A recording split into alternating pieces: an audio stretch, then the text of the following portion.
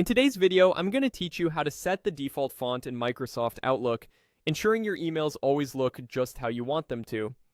Let's get started right away. First, you'll want to go to the Microsoft Outlook page.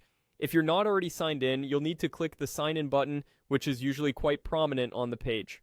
Once you're on the Sign In page, enter your login details, making sure everything is correctly spelled and carefully entered.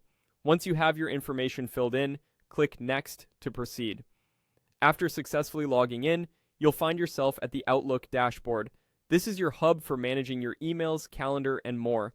Our task today, however, is to ensure your emails have a consistent and personal touch by setting your default font.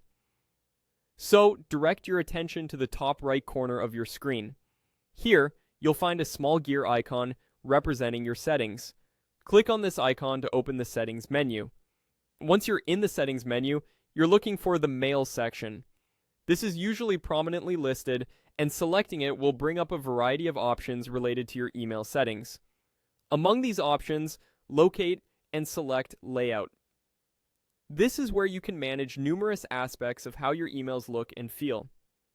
Now in the Layout section, you'll notice several settings related to the visual presentation of your emails, including the default font size, text size, and spacing. You have a few options available, usually categorized as small, medium, and large. This feature allows you to choose the size that best suits your preferences and needs, ensuring readability and professionalism for every email you send. Opt for the size that you find most comfortable, whether it's the smaller, more compact font or the larger, more spaced out text. Changing these settings is straightforward. Simply click your preferred option and Outlook will automatically apply it as your default.